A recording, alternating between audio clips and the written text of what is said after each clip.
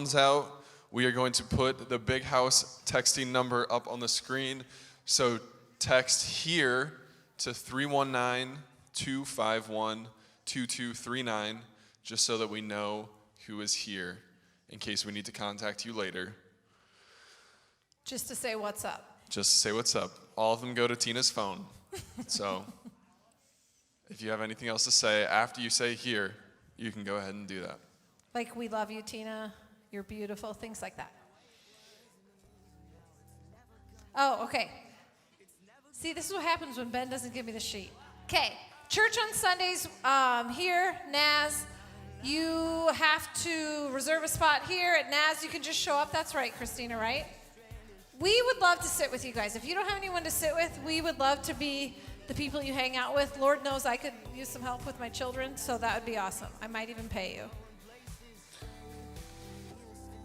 Oh, now look who else can't remember the next. No, I know there was music playing. I don't know what. They want you to dance. I don't know. Anyway, we don't have any more announcements, but we are in a great series this month.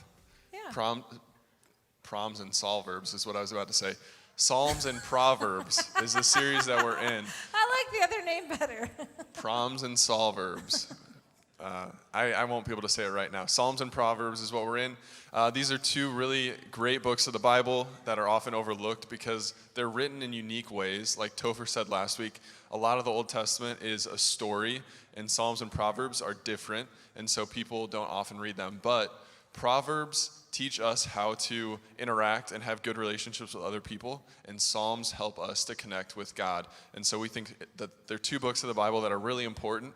And tonight we have Tyler Ruane here, who you may have had in elementary school. If you Who had him as a teacher in elementary school? Raise your hands.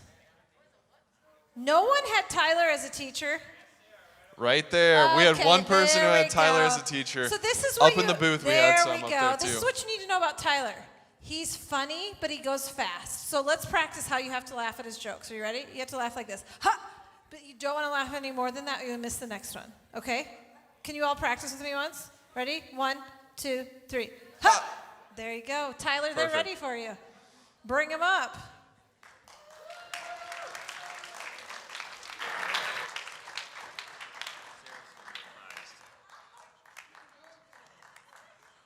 Just don't say Totally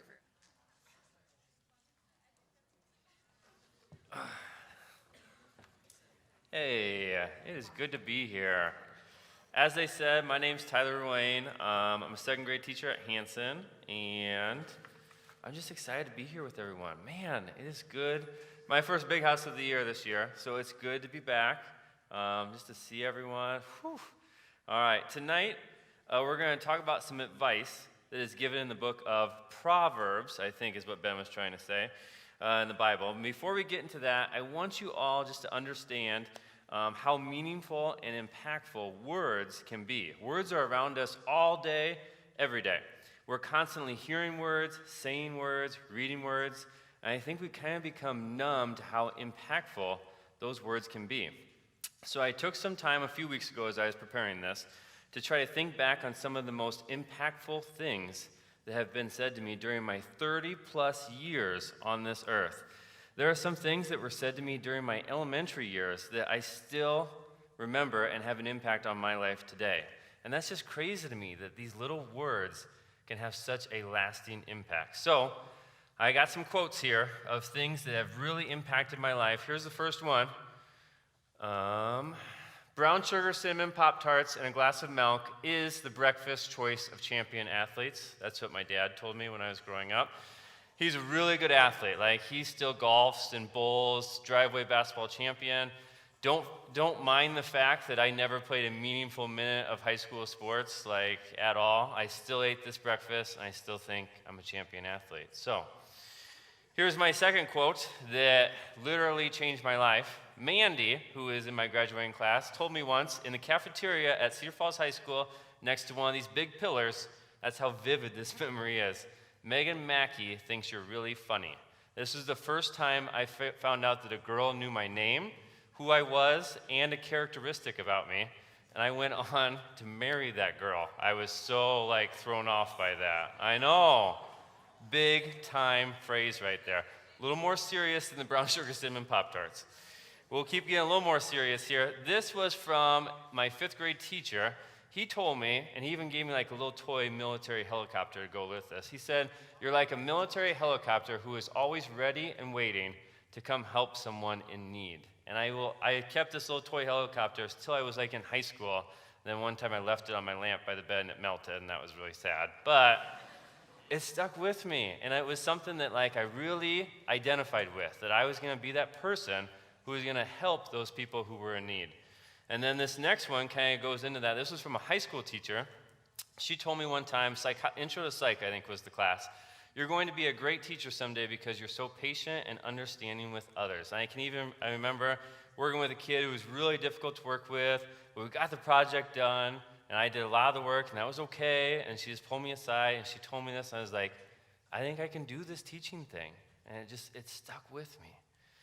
I got 2 more. They're not so fun. This was a high school coach told me this.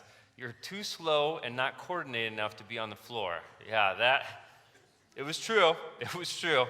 It hurt though, all right? And I honestly didn't realize how much this impacted me until I started thinking about these.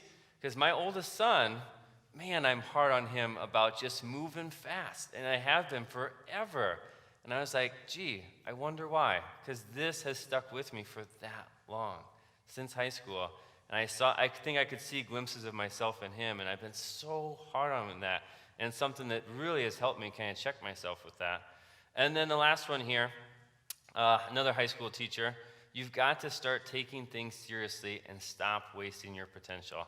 I'll remember this one. It's just something I've always said, why take life so serious? And it's something I've always just joked about and things like that. And I loved that this high school teacher took that time to tell me, you know what, you can do greater things. And I'm so thankful for that. Again, brutal truth as a high schooler to hear, but as an adult, so grateful that those words were said. So that's kind of the funny, the good, and the ugly truth of how impactful words have been on my life. I have no doubt that you all have things that have been said to you over the years that have sent you down a good path, or words that have shown you a side of someone that you never knew was there, or words that have cut so deep that you can still feel the scar. Words have so much power, and again, I think we just become numb to how much power they have because our lives are so filled with these words on a daily basis.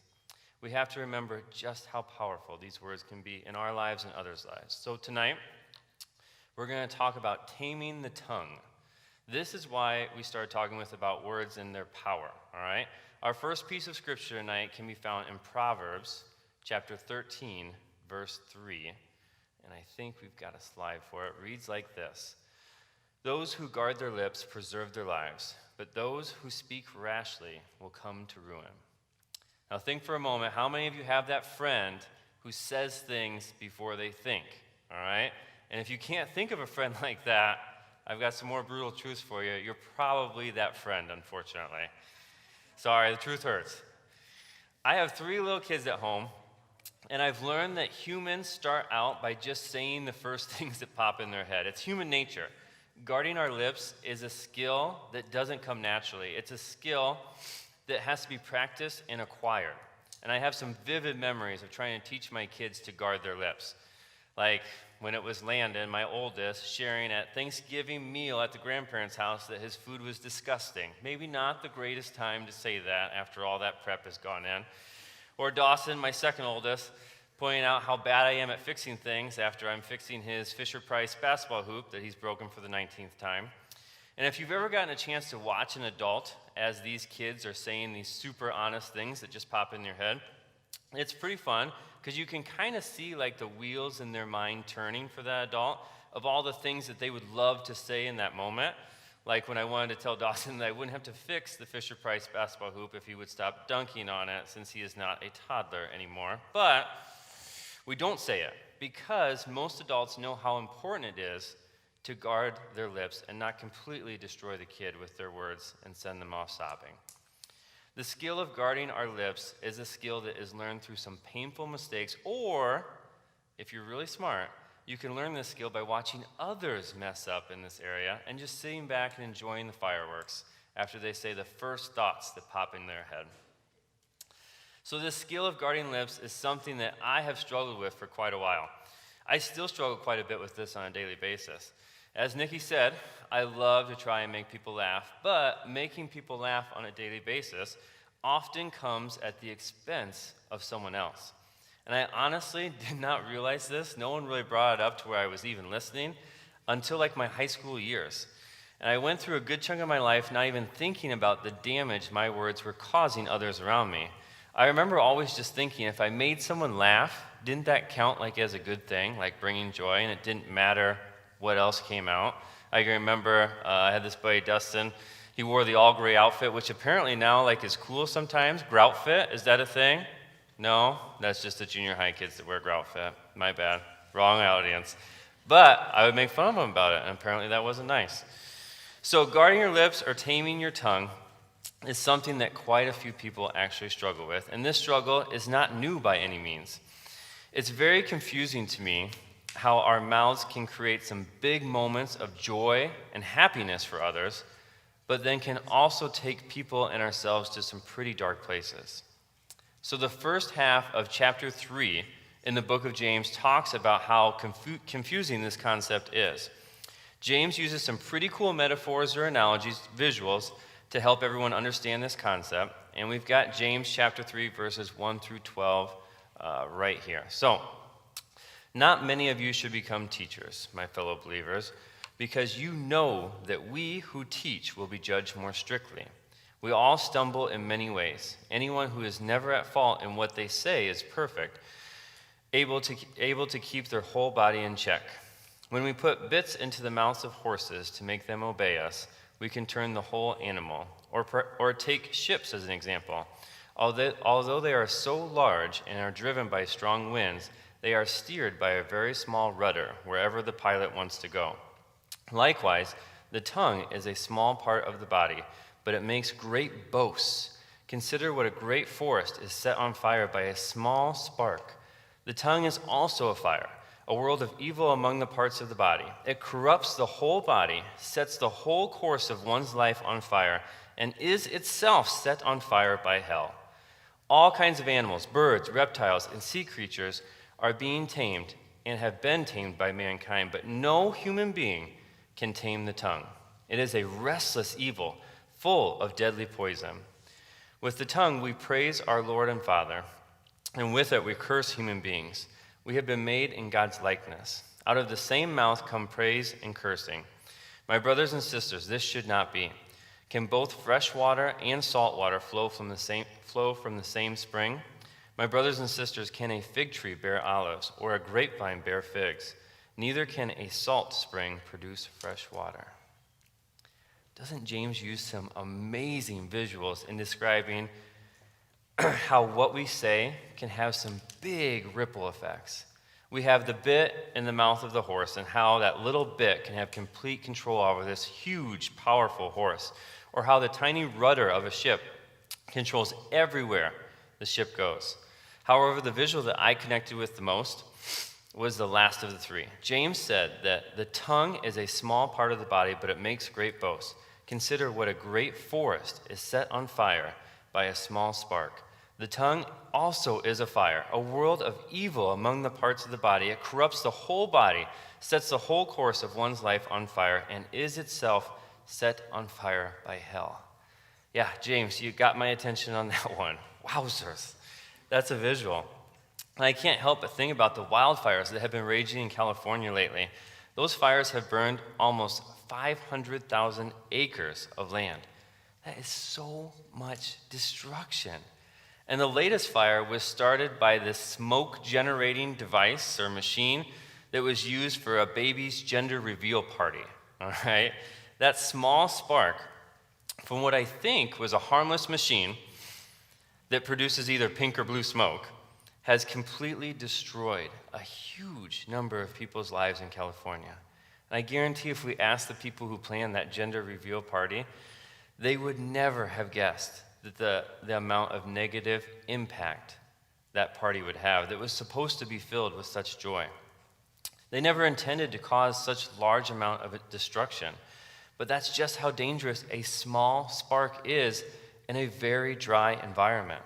And that's the perfect picture for just how dangerous our tongue is in a world that is filled with sin.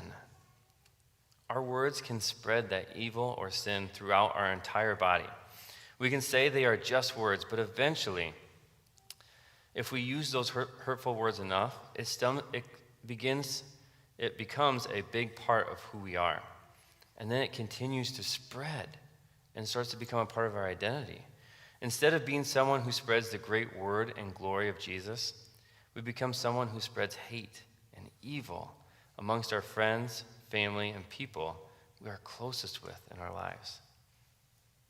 It's just amazing to me to think something so small, yet it can spread and turn into something much bigger and much more destructive than we could have ever imagined. So, this had me thinking of a time in my life. I used to go on this trip that you may have heard of. It's called Caravan. It's an amazing trip from here at high schoolers can go on. It's always at that last week in July, other than when there's a pandemic, of course. But it was just something I always went. As soon as I got out of college, last week of July, I'm going to either Colorado, Florida, or New York with 3 buses full of high school students. It was awesome. And one caravan trip, I made the decision to join Team No Sleep, all right? Now, what this team did, all right, there's a group of high school boys and myself, all right? On the bus ride down, which is usually through the night, as the team name goes, we decided not to sleep. And every hour on the hour, we would blare music throughout the entire bus. Now, seemed like a lot of fun at the time, all right? I had a blast. Other people possibly didn't. But fast forward to either our last night on Caravan or second to last night there, and this 20-year-old, well, mid-20s probably by then, I was starting to get a little tired. I usually get a solid 8 hours of sleep. Well, I didn't sleep the first night on the bus ride, and I sure didn't get anywhere close to 8 hours any of the other nights. So I was dragging by the end of this trip. And I had 3 other high school boys in my room. I think we were in a hotel that year. It was a pretty fun year. But yeah, so we had 4 of us, 3 other high school boys in the room, and they were having all kinds of late night, loud fun in our room. And I gave one of the boys a couple big-time speeches about how smart it would be just for his well-being, for him to lay down and go to sleep, all right? Because I wanted to go to sleep. Just close his eyes and be quiet for like 12 hours or so. He, of course, had no plans of quieting down. And I can remember just giving up hope and getting ready to shove my head under my pillow when I threw out one last sentence, or dagger, as it turned out to be. And I said, "Man, this kid is the most annoying kid in the world." And then I fell asleep. I didn't really intend for him to hear me say that. And to be honest, I didn't remember saying it until a couple weeks later when we were back in Cedar Falls. A simple sentence that didn't even mean anything to me and was said in a state of insomnia. What damage could that actually cause? Well, a couple weeks later, we had returned from Caravan. We get back to life. It's always fun. Caravan, you come back, life's still there waiting for you. And I get a call from Brad Hillebrand. He used to be a former core BIGhouse staff leader. And a student had reached out to him about something that had been bothering him since Caravan. So I talked with Brad. He kind of gave me an overview of the situation, how the kid was feeling about what happened. Then I was able to reach out to the student. We had pitas at the good old pita pit on First Street there. And I'm so glad, as I think back on this, that he reached out to Brad and that we were able to meet, because I was able to see firsthand, talking with him, just how much one sentence ate at him from that moment. He kept analyzing every action he had made around me during that trip, every word he said, and he tried on his own so hard to figure out where he went wrong and got labeled by a leader that he truly wanted to be friends with. So I was this leader, supposed to be at least, that was supposed to build these trusting relationships with these high school kids. And here I was, pushing one as far away as I could, with just one sentence. I'm so glad, again, that this kid reached out to Brad. I think so many times we say things that cause damage in others' lives, and we never know how much damage they actually caused. Because if you're not like a second grader, It's just not really cool to say that someone's words hurt you.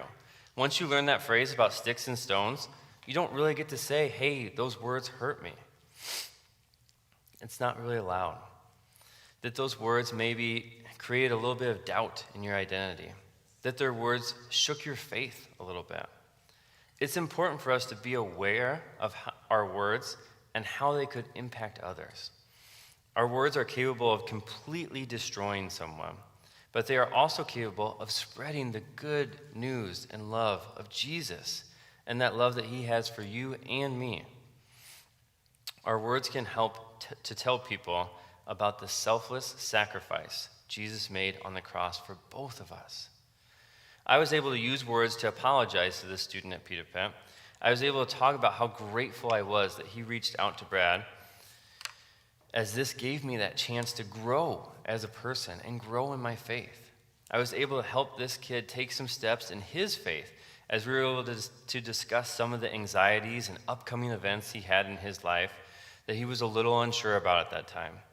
It served as a great example for me in my life about how impactful words can be and how they can truly help us grow together. Now, this story didn't happen that long ago in my life, and I stand here tonight before you telling you that I still struggle with the skill of guarding my lips.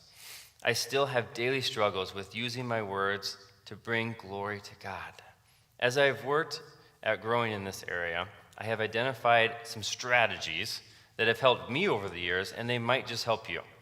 I'm calling these my ABCs of taming the tongue, all right? We've got the A, which is ask for help and own your words. So A, ask for help. If you go back to verse 8 in that passage from James that we read earlier, it says that no human can tame the tongue. That's right. I've been talking for about 15 minutes now, and now I'm just reminding you, no human can tame the tongue alone. We can't tame it alone. If we go to Jesus and we ask for his help, we can tame the tongue. Psalms 19:14 reads like this: "May these words of my mouth and this meditation of my heart be pleasing in your sight." We can go to him and we can ask for his help, and having the words that come out of our mouth be pleasing in his sight. That's a big piece of taming the tongue. We have to reflect on the words that we say and ask ourselves if we are helping to spread God's glory, helping to build his kingdom, or are those words spreading evil? And as we reflect on our words, it's important to own your words, whether they are good or bad. I could have easily said that I didn't remember what I said to that kid on Caravan, or I could have just chalked it up to being tired. But I had to be honest with myself and own those words. I had to think about my own personal growth. I may have only let that one sentence slip out, but I know I had many thoughts, very similar, possibly worse, running through my head that night that stayed in there, and just that one sentence slipped out. Those words and thoughts that I had can truly start to take over who we are if we aren't careful and reflective. So don't be scared to ask for help, and then be ready to own those words that escape your mouth.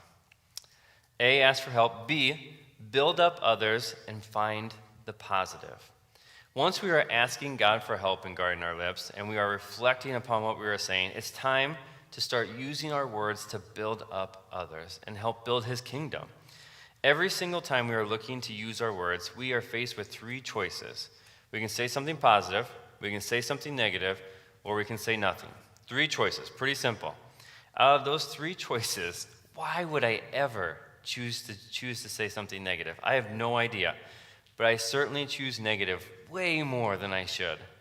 There's this itch that I get when someone shares about something big and great in their life that I just want to kind of tear down that dream as soon as they start talking about it. So they're telling me about their newest TikTok video. I immediately make fun of the song and tell them it's way 2019. Never actually seen a TikTok video, but I thought I'd throw that in there, a little connection. They're telling me about their fly new outfit. This has happened in real life, and I'm thinking they would get that outfit way cheaper at TJ Maxx in like 8 months if they would have waited. Huge rookie mistake. Why do I do that, though? I have had to be deliberate with this because, like I said earlier, my gut reaction sometimes is to just find a flaw in someone else's greatness. I think a lot of us are going about our day and constantly looking to prove ourselves to other people, to show that we are great and we're good too. Well, here's the deal. Jesus, he already died for you and all of your sins. He knew that each and every one of us was worth that sacrifice. We were worth it. He knew that we all had greatness inside of us. So it's time that we stop trying to prove our worth to others by putting them down with our words and actions. Instead, we can work to find the positive that God put in each and every one of us when he created us. We can show him that we are not going to waste his sacrifice for our lives. We can use our words to build others up and to help build his kingdom. We can put God's greatness ahead of our own personal greatness. All right, here comes the C. There's a lot of C's in here. Cancel the complaints, and commit to change. 4 C's. A lot of alliteration. I was kind of proud of that. If we are asking God for help, owning our words, and working to build up others with positive talk, that means we can start to cancel the complaints and commit to the change in our lives that we can positively change others' lives. I have learned through practice and experience during my years here on earth that complaining just doesn't really accomplish a whole lot. I do understand that we need to vent once in a while and maybe talk about and maybe just get things out there, all right? So we can start to find solutions if we get this off our chest, all right? And it is good to find a person, maybe set up a time where you can just vent. I know my wife and I, we usually hit the couch like 8:30 on Friday nights. I know, pretty crazy, party animals, but that's kind of like our time. We're like, we just talk about the week, things that went wrong, just get it off of our chest and it's out there so we can start to think about solutions, get the complaints out of there. But just that time is what we try. And I've grown to understand that sometimes people just need to vent. It happens. It's important to not make a big-time habit out of it, but every now and then, I think it helps me focus on the solutions that matter. You can ask any of my kids or students, I've been on a big solution-finding kick lately. I've learned that there are people who have trained their brains throughout the years to just find problems. And then there are people who have trained their brains to look for solutions. I'm working hard to be someone who looks for the solutions instead of just continually rattling off the problems. If we're going to work to build others up and take our own steps forward, we have to focus on solutions over problems. Find the positive instead of the negative and commit to that change and stick to the commitment. I challenge you to take some time tonight, these coming weeks, and really reflect on the things you have said throughout your days. How are they impacting you and who you are, your identity? How are they impacting others? Are they helping to build others up and build his kingdom? And if you don't feel good about those answers that you get to those questions, start right back at letter A in the ABCs of taming your tongue. Go to Jesus, run to him, and ask for his help. Start looking for ways that Jesus has blessed your life and others. Find those positives. And then make a commitment to that change and watch how he can use you and your words to make a positive impact on others' lives. If you would, join me in prayer. Dear Jesus, thank you so much again for bringing everyone here. Man, it's good to be back. And I just pray that if someone is really struggling with this, and I think a lot of us do, that they're not afraid, that we have a safe space here at Big House where they can talk about it and they can run to you, because it's in the Bible. It's right there. We can't do this alone. It's just not something that humans can do. We've tamed every animal out there, but we cannot tame the tongue. So we ask you, please help us with this. Thank you. In your name, amen.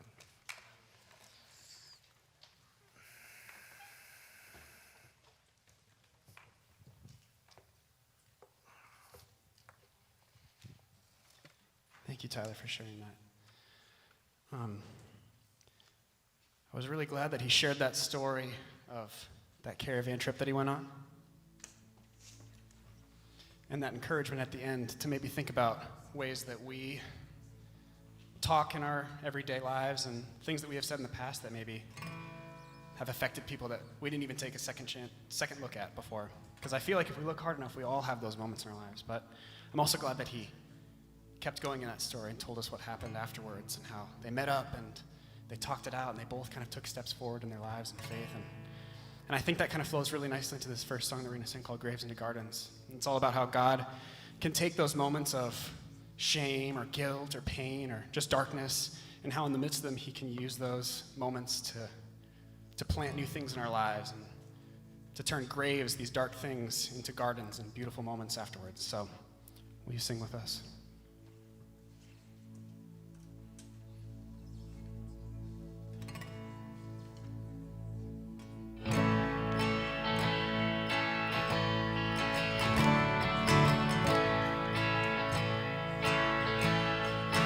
I searched the world, but it couldn't fill me. And man's empty praise and treasures of fame are never enough. And you came along and put me back together. And every desire is now satisfied here in your love. Oh, there's nothing better than you. There's nothing better than you, Lord. There's nothing is better than you. I know it's true. Sing, I'm not afraid. I'm not afraid to show you my weakness, my failures and flaws.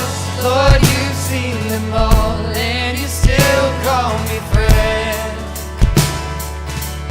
'Cause the God of the mountain is the God of the valley, and there's not a place your mercy and grace won't find me again. Oh,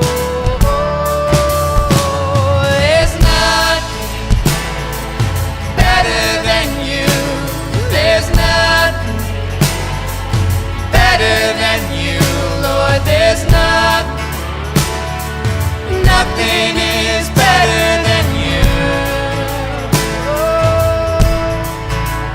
Oh, there's nothing better than you. There's nothing better than you, Lord. There's nothing is better than you.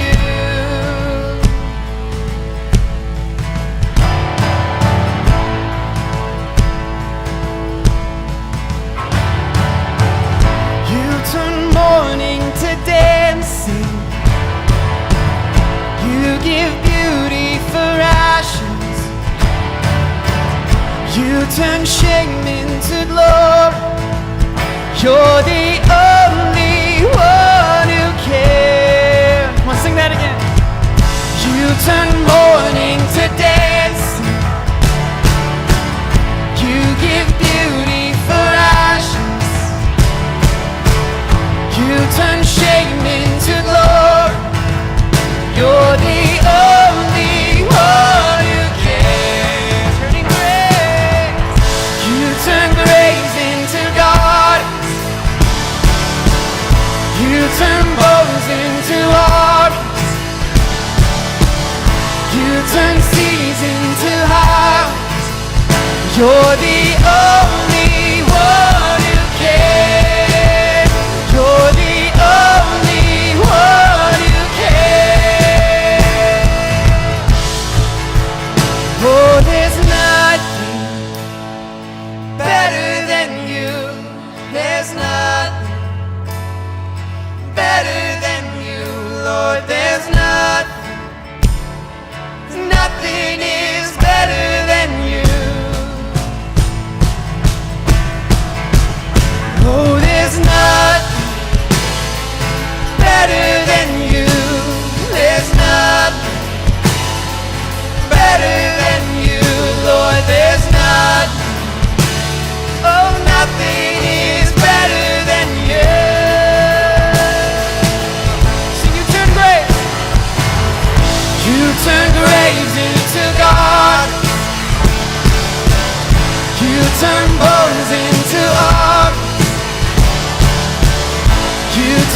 season to hide. You're the only one who can. You turn graves into God. You turn bones into art. You turn seas into high. You're the only one who can. You're the only one who can. You're the only one who can.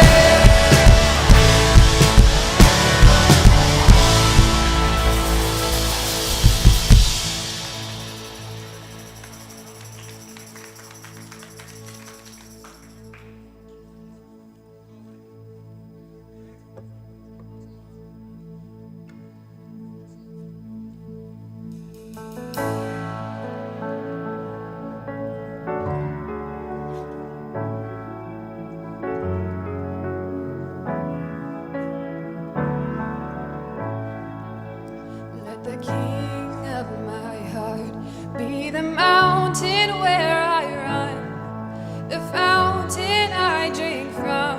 Oh, he is my song. Let the king of my heart be the shadow where I hide, the ransom for my life. Oh, he is my song. You are good.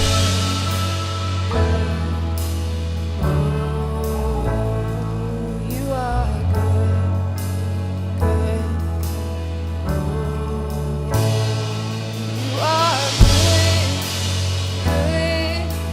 Oh, you are good, good.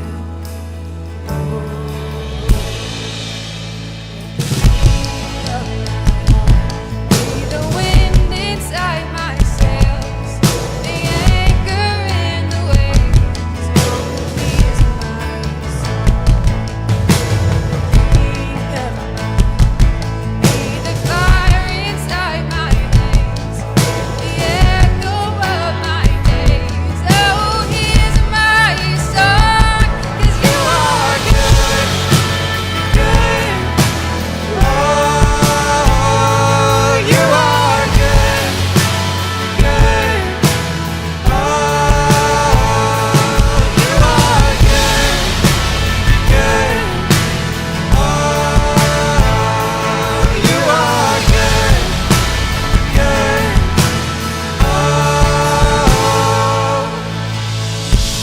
You're never gonna let me down. You're never gonna let me down. You're never gonna let me down. You're never gonna let me down. You're never gonna let me down. You're never gonna let me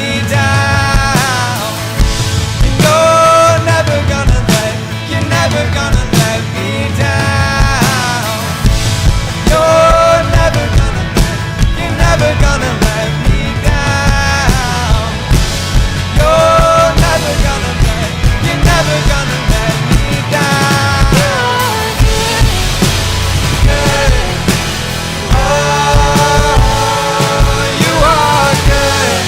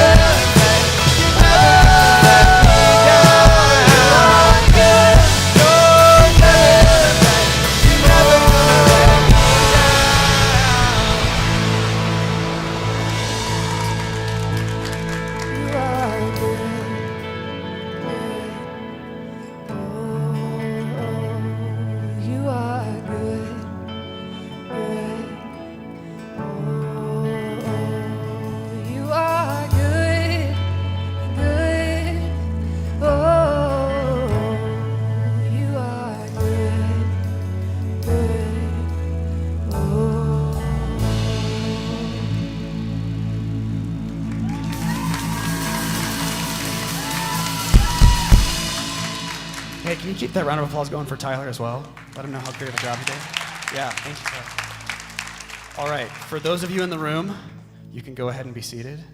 For those of you online, thank you for joining us tonight. And before I dismiss you all, I just want to kind of reiterate that encouragement that Tyler ended on. Maybe just take a little bit of time this week if you find a little bit of space to maybe play Among Us or watch some Netflix. Maybe just take a couple minutes really quick to think about how you can maybe use your tongue to bless people this week instead. So, all right, thanks for joining us online. And for those of you in the room, we're going to dismiss you by rows. So starting over here, this like 1A section, I guess we'll call it, you guys can go ahead and stand up and head on out to your family groups or wherever you're going now. Thanks for coming tonight.